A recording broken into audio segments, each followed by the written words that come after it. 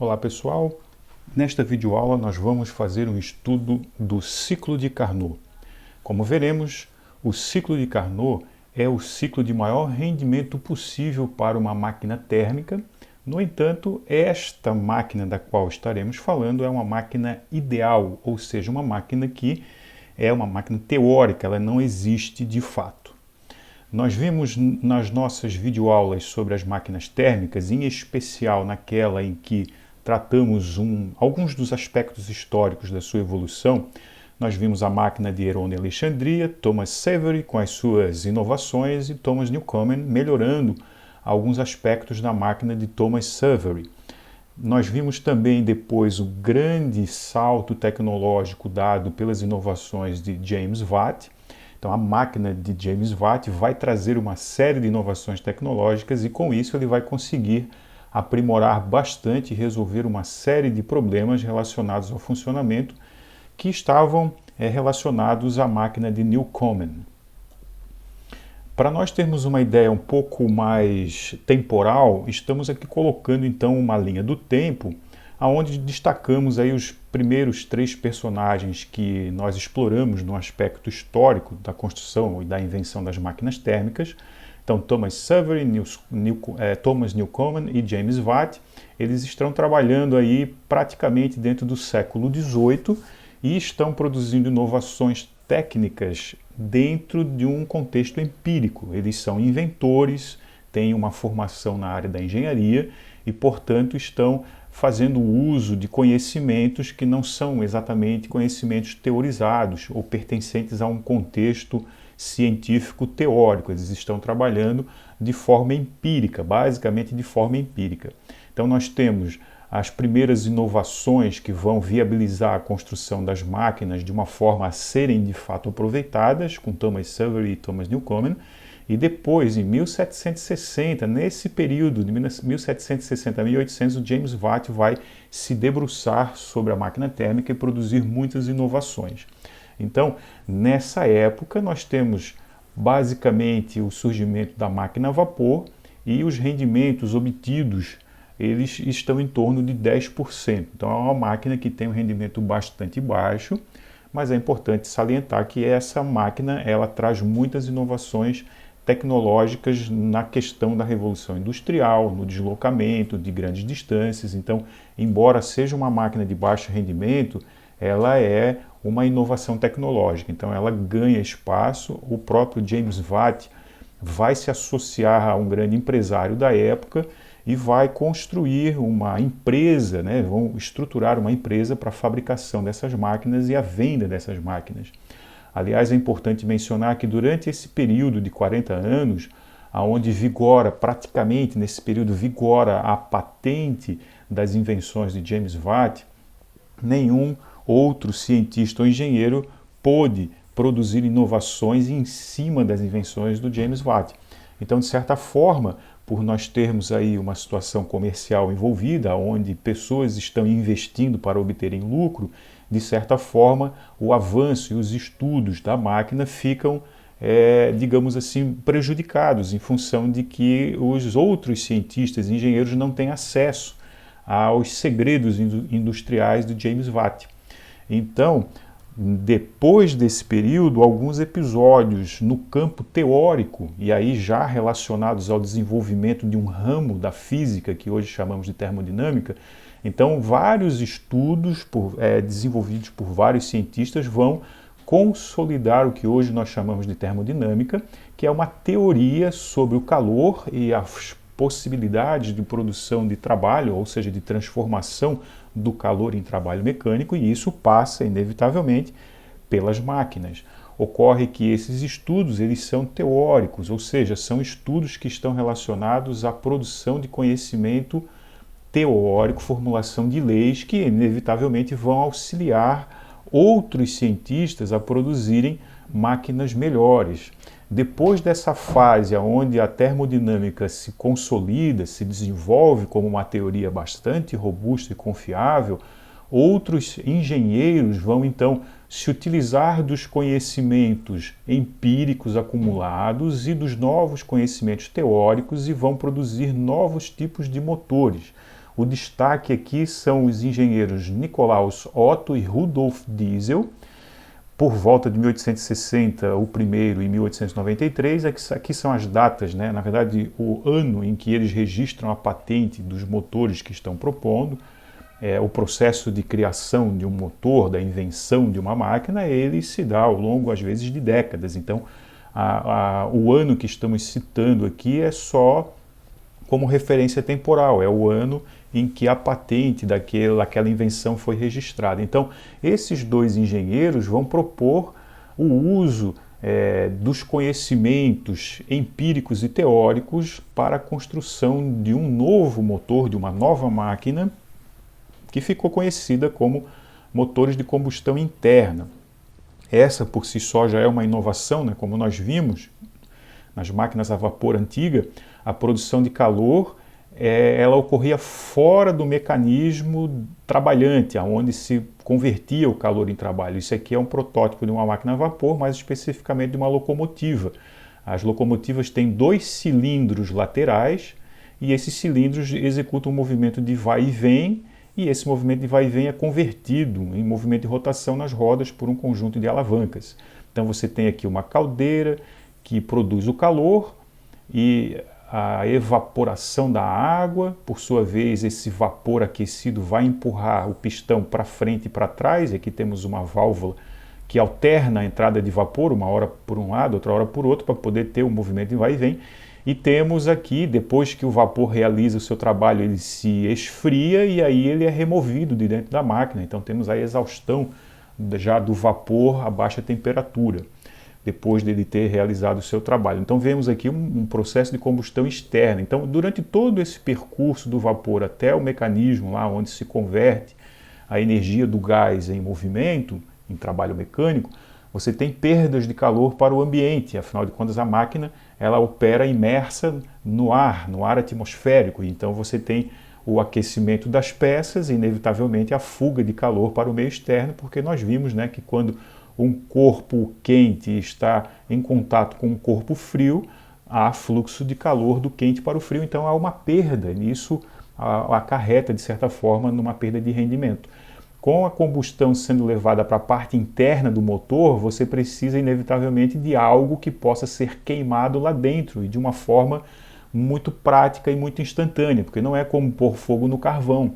Então aqui entram em cena os combustíveis fósseis, e um desses combustíveis hoje se chama diesel, em homenagem ao engenheiro Rudolf Diesel, faltou um Lzinho aqui no nome dele, aonde ele vai propor um ciclo termodinâmico que se utiliza de um óleo extraído do petróleo que pode queimar, de certa forma, violentamente dentro de uma câmara, de maneira que esse processo é muito mais rápido do que fazer ou promover a queima a partir do carvão. Quem já acendeu fogo para fazer churrasco sabe como é trabalhoso fazer com que o carvão atinja o estado de brasa, e desde o início, onde você põe fogo até atingir a temperatura ideal. Então isso é um processo muito demorado. Então os motores de combustão interna trazem, uma das inovações é essa questão do combustível, que vai ser levado então para dentro da máquina o processo de produção de calor, por isso são chamados motores de combustão interna. E o aumento de rendimento, nós percebemos que de 10% para 30% nós temos o triplo de rendimento. Então, com o surgimento da teoria da termodinâmica, aliado aos estudos empíricos até então acumulados, pôde-se produzir uma máquina de rendimento 3 vezes maior. Então, são 300% de aumento no rendimento das máquinas. Isso é um salto tecnológico muito grande. E esse diagrama aqui de pressão por volume é o diagrama de Clapeyron dos ciclos Diesel e Otto. Então esses dois engenheiros vão propor etapas, transformações termodinâmicas com esses combustíveis fósseis que vão permitir aí a construção das máquinas de combustão interna. Então esse diagrama está aqui não para ser discutido, mas é para mostrar que esse diagrama já é fruto da teorização e do desenvolvimento da termodinâmica. Os diagramas de Clapeyron vão surgir aí nesse contexto para auxiliar os engenheiros a melhorarem, a verificarem de que forma se pode melhorar o rendimento das máquinas. Então, veja, O ciclo Otto é o ciclo predominante dos motores que hoje operam com a gasolina e com o álcool, e o ciclo diesel, como o próprio nome sugere, é aquele utilizado nos motores que usam o óleo diesel como combustível. Mas, de certa forma, as transformações termodinâmicas são muito similares. A diferença é que o óleo diesel ele queima, digamos assim, mais facilmente do que a gasolina, e, portanto, os motores a gasolina precisam de uma faísca inicial para você ter a explosão, ao passo que os motores a diesel não precisam dessa faísca inicial. O diesel ele acaba entrando em combustão em função das altas temperaturas dentro da câmara, que são obtidas com compressões bastante consideráveis. Mas isso é um aspecto técnico que nós não vamos tratar aqui. O que se quer mostrar é que a teorização dos conceitos relacionados à conversão de calor em trabalho contribuiu de forma expressiva para você ter dentro do contexto da história das máquinas térmicas, um salto tecnológico no rendimento de 10% para um rendimento de 30%. Repito, 30% ainda é um rendimento baixo, mas você tem 3 vezes mais rendimento do que tinha antes. E aí nós temos aí um espaço temporal, né, que vai dos anos 1700 até os anos 1800. Então você tem aí praticamente cerca de 2 séculos, né, onde essas inovações e esses estudos vão se desenvolvendo. O que nós vamos fazer agora é dar uma atenção especial para aspectos teóricos importantes. Um dos trabalhos muito importantes foi realizado pelo cientista James Prescott Joule. Inclusive ele empresta o nome, né? Joule é uma unidade de energia. Hoje nós mensuramos a energia, expressamos quantidades de energia com a unidade Joule, que é uma homenagem a um dos experimentos que ele fez. Eu usei há pouco o termo cientista, mas é importante ressaltar que o James Prescott Joule, ele não é exatamente um engenheiro ou um físico ou um químico, ele é um inventor e é também um comerciante. E, portanto, a comunidade científica vai olhar com muitas ressalvas para as propostas, para as ideias científicas do James Prescott Joule. Mas o grande trabalho dele que nos interessa aqui, que foi muito importante para o desenvolvimento da termodinâmica, foi a obtenção do equivalente mecânico do calor. O que isso significa? Nessa época, o calor não era ainda entendido como uma forma de energia. E nem mesmo os cientistas sabiam ao certo o que era a energia. Inclusive o nome, né, que se dava inicialmente para essa coisa que hoje nós chamamos de energia, que se manifesta de diferentes formas, né, energia luminosa, energia de movimento, energia química dos alimentos, a energia química dos combustíveis que podem ser queimados, a energia sonora. Existem, portanto, né, muitas formas de energia elétrica, como nós utilizamos cotidianamente, praticamente em nossa vida, para se faltar energia elétrica. Tamanha é a dependência que nós temos hoje, né, das nossas inovações tecnológicas em relação à energia elétrica. Então, veja, existem hoje muitas formas de energia, mas nessa época os cientistas não sabiam bem o que era energia. E, portanto, os estudos do Joule eles vão ajudar os cientistas a entender o que é energia e, mais do que isso, vão ajudar os cientistas a entender que o calor é uma forma de energia. E se o calor é uma forma de energia, é possível relacioná-lo com alguma quantidade de trabalho mecânico. A ideia mais próxima de energia que nós temos hoje, que vigorava nessa época, é que você poderia, se tiver algum dispositivo ou algum sistema contendo energia, você pode, a partir desse sistema, realizar algum trabalho mecânico. E a ideia de trabalho mecânico é muito, na sua concepção mais fundamental, é muito simples. O trabalho mecânico é quando nós temos uma força produzindo deslocamento em um objeto. Então, quando você põe a mão no sofá para empurrá-lo e desloca, portanto, o sofá, a sua aplicação da força naquele objeto, produzindo nele um deslocamento, isso é a ideia essencial da física de trabalho. É quando uma força provoca algum deslocamento em alguma coisa. Então, numa máquina térmica, o que nós temos? Nós temos a força do vapor empurrando o pistão.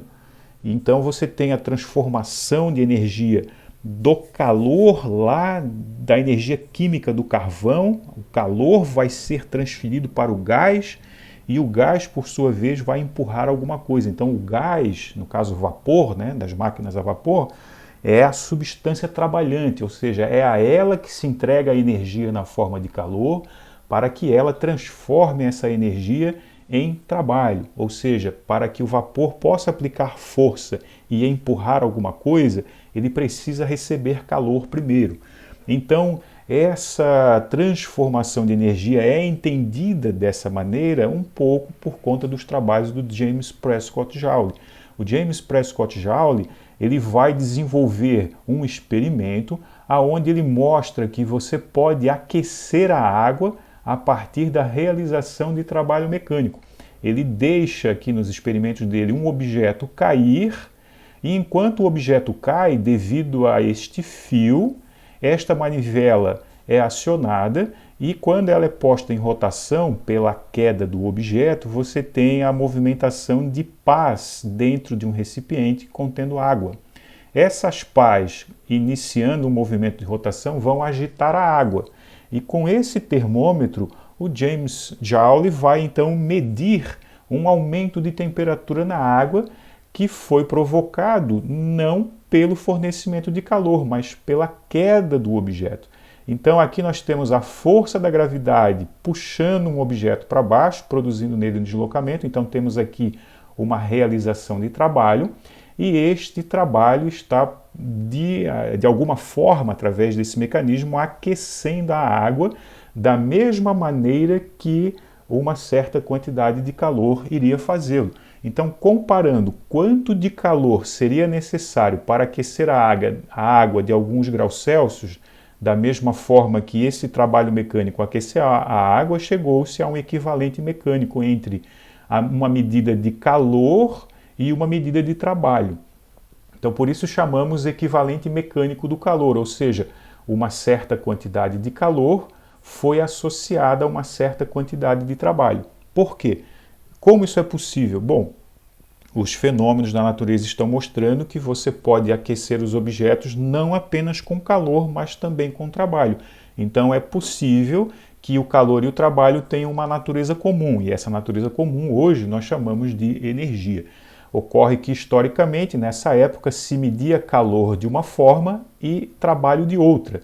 Mas se calor e trabalho têm alguma equivalência, então o uso dessas unidades aqui é mera questão de escolha. É como escolher medir uma distância em metros ou em quilômetros. A caloria, que era a unidade do calor, ela nada mais é do que uma unidade equivalente à unidade de trabalho, que é hoje, né, usada como sendo joule.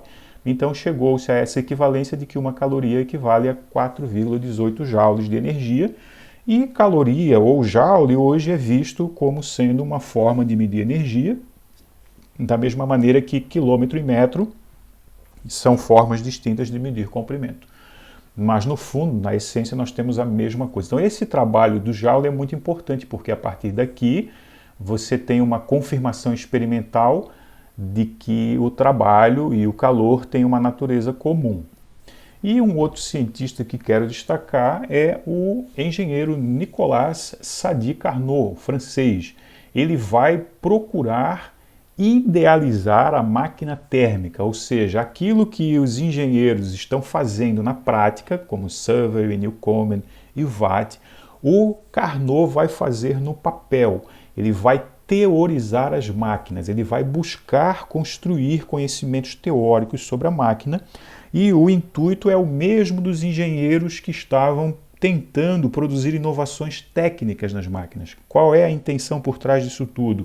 Melhorar o rendimento das máquinas. Então, o Carnot ele vai inovar nesse aspecto.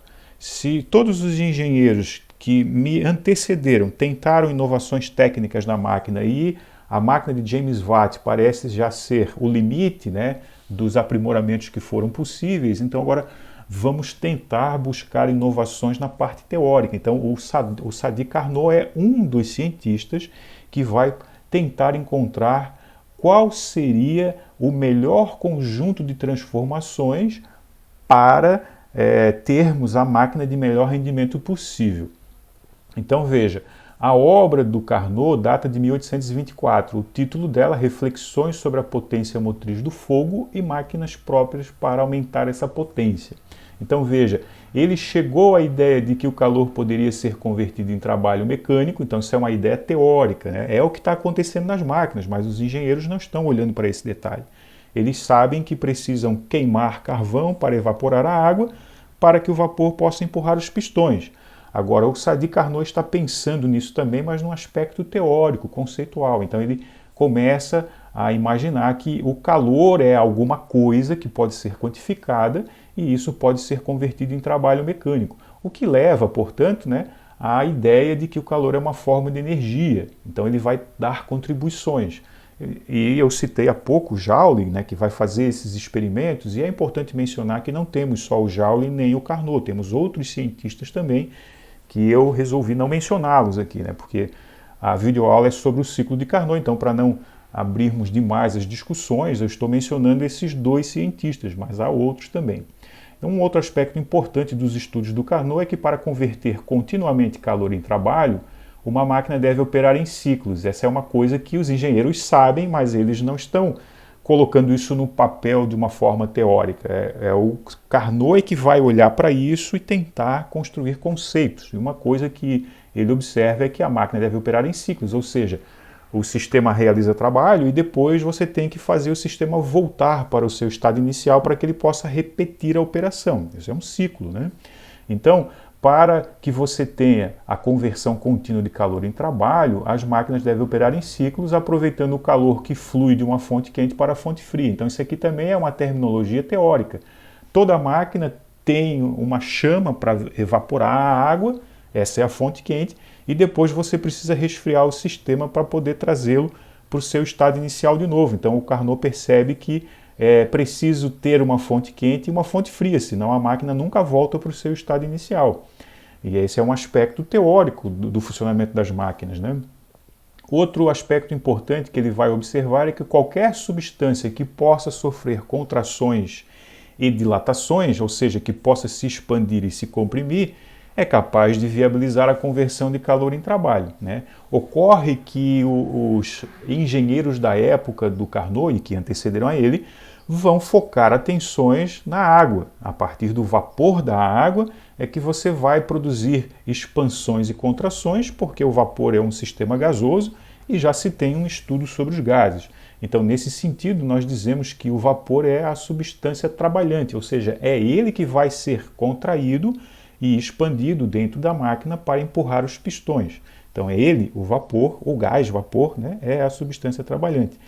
E por fim, qual é então, ou qual seria, né, o conjunto de transformações que permite extrair a maior quantidade de trabalho a partir de uma certa quantidade de calor fornecido. Busca-se, portanto, qual é o maior rendimento possível de uma máquina.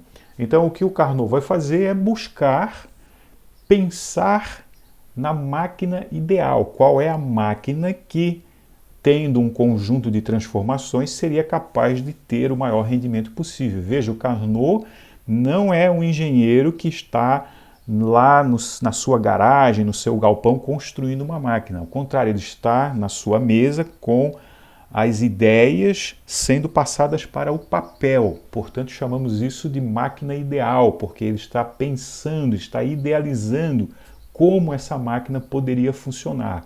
E na questão da máquina ideal, não importa se ela pode ser construída ou não, isso não interessa. O que interessa é a ideia fundamental por trás do funcionamento da máquina. Então, para relembrarmos, né, toda máquina ela precisa realizar trabalho recebendo calor e depois você precisa dar trabalho para a máquina e liberar calor do sistema para você poder devolvê-la para o estado inicial. A questão é como fazer isso, né? Toda máquina tem uma fonte quente e uma fonte fria. Entre o quente e o frio nós temos o fluxo de calor do quente para o frio. Então, para você ter calor, você precisa ter uma fonte quente e uma fonte fria, inevitável isso. E no meio do caminho, entre a fonte quente e a fonte fria, você põe um mecanismo da máquina para transformar uma parte dessa energia em trabalho. E essas são as equações que a gente pode montar para qualquer máquina, né? a equação da conservação de energia. Todo o calor recebido se transforma uma parte em trabalho e uma parte em calor rejeitado. Não há como evitar isso. O rendimento é o trabalho produzido pela quantidade de calor recebida, a razão entre essas duas coisas. E temos aqui mais uma expressão para calcular o rendimento das máquinas, mas em geral esse é a forma de funcionamento de qualquer máquina. O que o Carnot vai fazer é sugerir um conjunto de transformações muito específicas para se ter o maior rendimento possível. Então o que nós vamos fazer agora é analisar o ciclo de Carnot, né? É importante lembrar que Carnot está trabalhando no campo das ideias, ele está pensando como seria a máquina ideal. A máquina ideal é a máquina simples, é uma máquina sem complicações tecnológicas, não se põe atenção nos aspectos técnicos da máquina, você põe atenção no que é fundamental. Portanto, ela é de um mecanismo extremamente simplificado. O Carnot não está preocupado se essa máquina pode ser construída. Nós vamos ver que ela não pode ser construída, a máquina de Carnot, é uma máquina idealizada. Então, não importa aqui se essa máquina pode ser construída ou não, porque se quer compreender o mecanismo mais fundamental possível. Então, nós vamos partir de um sistema extremamente simples. Uma máquina extremamente simples, ela contém essencialmente um gás, um êmbolo móvel e as paredes que cercam o êmbolo móvel e prendem o gás em alguma câmara. Essa carga está aqui só para mostrar que a máquina é capaz de realizar trabalho. Então, o que se tem como ponto de partida? Nós temos um sistema de pouco volume que vai se expandir para realizar trabalho. Para que essa operação ocorra, você fornece calor para a máquina, então está aqui o papel da fonte quente, é fornecer calor para a máquina para que ela possa se expandir e realizar trabalho. O Carnot vai chegar à conclusão que a melhor forma de expandir o sistema é de maneira isotérmica. Por que isotérmica? Vamos entender melhor. Se a fonte quente fornecer calor para o gás e o gás aquecer, significa que uma parte da energia ficou armazenada no gás e, portanto, não foi utilizada para realizar trabalho. Isso, portanto, seria um desperdício. Então, o Carnot percebe que se durante a expansão o gás se aquecer, uma parte do calor fornecido não foi usada para realizar trabalho. Então, a melhor forma de expandir é de maneira que o sistema não se aqueça. Então tem que ser uma expansão isotérmica. E ele vai chegar a essa conclusão. A melhor forma de produzir trabalho é a partir de uma expansão isotérmica. Assim eu garanto que todo o calor fornecido vai ser usado para realizar trabalho. Depois, entende-se que ao realizar trabalho, a máquina precisa ser resfriada para voltar ao seu estado inicial. Então, o Carnot vai pensar na melhor forma de resfriar a máquina. Veja, eu estou com a fonte quente aqui fornecendo calor para a máquina. Agora ela já realizou o trabalho e eu preciso esfriá-la, e eu preciso encontrar a forma mais eficiente de esfriar a máquina. Então, a primeira coisa que se faz é remover a fonte quente, porque senão a máquina continuaria aquecendo, né? Ou melhor, realizando o trabalho. Mas a máquina é uma coisa finita. Então, quando chega próximo do fim do curso do pistão, você tem que remover a fonte quente, senão ela continua recebendo energia para realizar trabalho. Isso não é uma coisa ruim, mas o Carnot vai perceber que se ele remover a fonte quente e fazer com que o gás realize mais um pouquinho de trabalho, às custas da sua própria energia interna, ele vai esfriar. Então, numa primeira etapa, você fornece calor para o sistema realizar trabalho e numa segunda etapa, você realiza mais um pouquinho de trabalho às custas da própria energia do gás. E aí, então, ele se resfria e você não precisa mover uma fonte fria para retirar o calor do sistema. Você usa a própria energia do sistema para ele se auto-resfriar. Então, é possível realizar mais um pouquinho de trabalho às custas da própria energia do gás. Mas para isso é importante que o gás não possa trocar calor com nada à sua volta, porque você quer que o gás se esfrie. Então ele não pode jogar calor para fora, nem pode receber calor do meio ambiente. Então utilizam-se aqui paredes perfeitas que impedem a troca de calor. Veja, usei a palavra utiliza-se. Utiliza-se do ponto de vista teórico.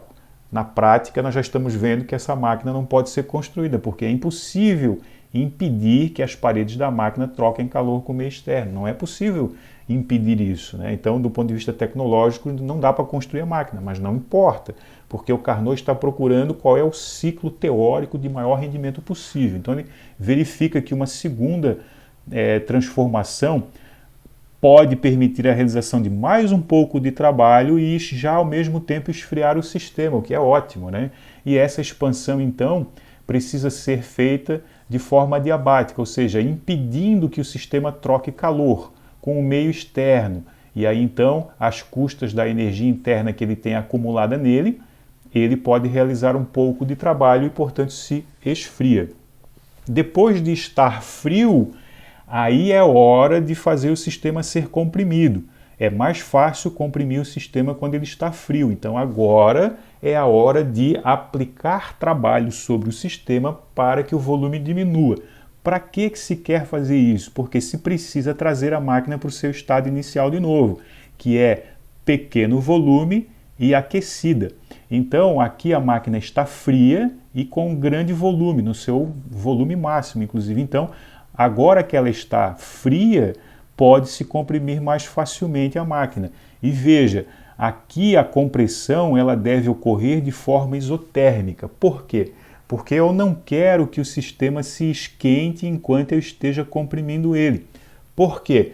Porque se o sistema esquentar, significa que vai ser mais difícil de continuar comprimindo ele. Então o Carnot vai chegar à conclusão que uma compressão isotérmica é a melhor opção para comprimir o sistema. E para garantir que o trabalho que está sendo aplicado sobre o sistema não acumule-se na forma de energia interna, aquecendo o sistema, portanto, é hora de colocar o sistema em contato com uma fonte fria. E aí, toda a energia entregue aqui para o sistema encolher vai ser revertida na forma de calor, sendo liberada pelo sistema enquanto o volume diminui. E isso faz com que você possa comprimir a máquina sem encontrar um aumento de resistência devido ao fato do seu gás internamente estar aquecendo, né? Então, você retira calor e realiza trabalho sobre a máquina. Quando o volume está quase no estágio inicial, veja que você precisa reaquecer a máquina. Então, o Carnot chega à conclusão de que é preciso remover a fonte fria para que a gente possa começar a aquecer a máquina, mas é melhor você, ao invés de aquecer a máquina com uma chama, porque isso implicaria em utilizar-se energia calorífica para produzir aquecimento da máquina. Isso é muito ruim. O que a gente quer é usar a energia calorífica da queima dos combustíveis para gerar trabalho. Então o Carnot percebe que não é interessante agora aqui aquecer a máquina com calor. Ao contrário, nós vamos comprimir mais um pouquinho e vamos remover a fonte fria do contato com a máquina, e as paredes adiabáticas aqui agora vão impedir que a máquina perca calor para o meio. E aí nós comprimimos mais um pouquinho de forma a retornarmos ao volume inicial com a mesma temperatura que a máquina estava. Então essa última compressão ela deve ser feita de maneira adiabática. A última compressão na máquina deve ser feita de forma que não se possa trocar calor com o meio, e aí então esse trabalho é convertido em energia interna, aonde você tem o volume inicial e a temperatura inicial restabelecidos.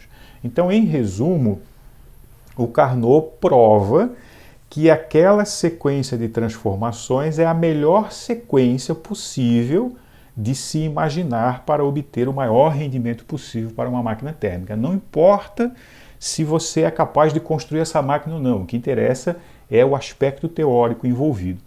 O ciclo de Carnot colocado no diagrama, ele fica com o seguinte aspecto. Nós temos duas transformações isotérmicas envolvidas. Uma a alta temperatura, enquanto o sistema está quente, aqui, né? E outra a baixa temperatura, quando o sistema está frio. Então nós precisamos de duas curvas isotérmicas no diagrama de Clapeyron, uma que represente a expansão a alta temperatura e outra que represente a compressão a baixa temperatura. Então a primeira etapa do ciclo, fornecemos calor para a máquina para ela realizar trabalho. De uma forma isotérmica, ou seja, não queremos que a máquina esquente, porque queremos que todo o calor seja utilizado para a produção de trabalho. É essa a etapa do ciclo. Depois a gente faz o sistema expandir mais um pouquinho, e aí removemos a fonte térmica, né? Porque não vamos mais fornecer calor. Ao contrário, vamos deixar o sistema trabalhar mais um pouquinho às custas da energia que ele já tem, para que ele se resfrie. Então é um processo adiabático, sem fornecimento de calor, com a realização de mais um pouquinho de trabalho. Isso faz o sistema se resfriar. E aí então você tem a transformação 2, a etapa 2 do ciclo de Carnot. Agora o que precisa ser feito? Você faz o sistema contrair, né, sem aumento de temperatura para não dificultar a contração. Então aqui nessa terceira etapa você remove na forma de calor todo o trabalho que está sendo dado, né, ou realizado sobre o sistema. Entenda que realizar trabalho sobre o sistema significa dar energia a ele, mas nós não queremos que ele aqueça. Então, enquanto damos energia para comprimi-lo, deve-se remover uma quantidade equivalente de calor para que a temperatura fique estável. Então, aqui nós temos uma compressão onde o sistema recebe trabalho e, para não esquentar, você retira calor do sistema. E, por fim, uma última compressão. Agora você tira a fonte térmica do contato com a máquina, porque você quer que a máquina esquente, ela precisa ser levada para uma temperatura maior. Então você comprime mais um pouquinho e, ao invés de você usar calor para aquecer a máquina, vamos usar um pouco de trabalho. O Carnot mostra que é mais eficiente aquecer essa última etapa com o trabalho do que com o calor. Então, ele vai mostrar matematicamente, o que nós não vamos fazer aqui, que esse conjunto de transformações é o mais eficiente possível. Então temos um ciclo de 4 etapas, uma expansão isotérmica, seguida de uma expansão adiabática, aí temos uma compressão isotérmica, seguida de uma compressão adiabática. Então aqui na primeira etapa recebe calor e realiza trabalho, na segunda etapa não troca calor e realiza mais um pouquinho de trabalho, na terceira etapa recebe trabalho e libera calor, é o oposto do que ocorre aqui em cima, e na última etapa não há troca de calor e há o recebimento de mais um pouco de trabalho. Em termos matemáticos, quando aplicamos a primeira lei da termodinâmica para qualquer ciclo, inclusive o ciclo de Carnot, a variação de energia interna é nula porque o sistema sempre deve, após percorrer o ciclo, voltar ao estado inicial de onde partiu. Isso significa que o sistema sempre vai ter a sua temperatura inicial igual à temperatura final. Ele vai ter o mesmo volume e vai estar a mesma pressão, de modo então que ao final de um ciclo, estando de volta ao estado inicial, a variação de energia, se comparamos o ponto de partida com o ponto de chegada, que são os mesmos, você vai ter uma variação de energia nula. E isso significa, pela primeira lei da termodinâmica, que você tem uma quantidade de calor sendo transformada em trabalho. Agora, quem é esse calor aqui e quem é esse trabalho? O calor que aparece na primeira lei é o calor total, ou seja, a soma de todas as quantidades de calor envolvidas. Você tem Q1 na primeira etapa, o calor fornecido, aqui é 0 na segunda etapa, na terceira etapa eu chamei de Q2, é o calor liberado, porque aqui não teve nenhum calor, então esse aqui eu chamei de Q2, é um calor liberado, negativo, portanto, e na última etapa também não tem calor, são processos aí adiabáticos. Então o calor líquido é a diferença entre o calor recebido e o calor removido da máquina, ou rejeitado, digamos assim, né? E o trabalho é a mesma coisa, nós temos trabalho em todas as 4 etapas do ciclo. Em 2 delas o trabalho é realizado pela máquina, W1 e W2, e nas últimas 2 etapas o calor, ou melhor, o trabalho é recebido, então eles são negativos. Portanto, temos um trabalho líquido, né? há um conjunto de etapas em que a máquina realiza trabalho e um conjunto de etapas em que ela recebe trabalho. E uma boa máquina deve realizar mais do que recebe. E esse conjunto de transformações, segundo o Carnot, e isso ele demonstra matematicamente, esse é o conjunto de transformações que permite-se ter o máximo de trabalho realizado e o mínimo de trabalho recebido, a partir de uma certa quantidade de calor que é fornecida em comparação com a quantidade de calor que é rejeitada para a fonte fria. Num ciclo termodinâmico, como nós vimos, a área interna corresponde ao trabalho líquido que a máquina é capaz de realizar, e isso continua válido para o ciclo de Carnot. Para a máquina de Carnot valem todas as equações que nós vimos anteriormente para as máquinas térmicas, mas o Carnot vai descobrir um aspecto essencial da sua máquina, ou seja, a máquina ideal, aquela máquina que contém o mínimo necessário para funcionar, para converter calor em trabalho e de uma forma mais eficiente possível. Ele vai chegar numa equação de rendimento para a máquina ideal, ou seja, o rendimento da máquina de Carnot. Percebe que temos aqui a letra C, o que torna essa equação uma equação específica para o ciclo de Carnot, ao passo que essa equação aqui ela é aplicável para qualquer ciclo.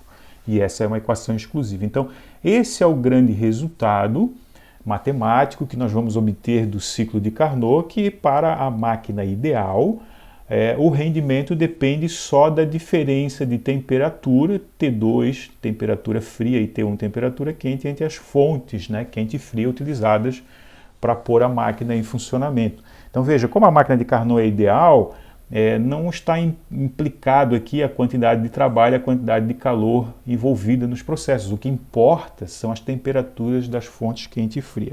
Então vale frisar que a máquina de Carnot ela é uma máquina teórica, portanto uma máquina ideal, e a partir dela se tira conceitos fundamentais que podem então servir de orientação para a construção de máquinas, portanto máquinas reais, certo? Então o trabalho do Carnot é um trabalho teórico, a máquina de Carnot é uma máquina teórica, é uma máquina que nunca sairá do papel. Mas a partir do estudo da máquina de Carnot, você pode tirar conclusões úteis, conhecimentos úteis para construir máquinas melhores.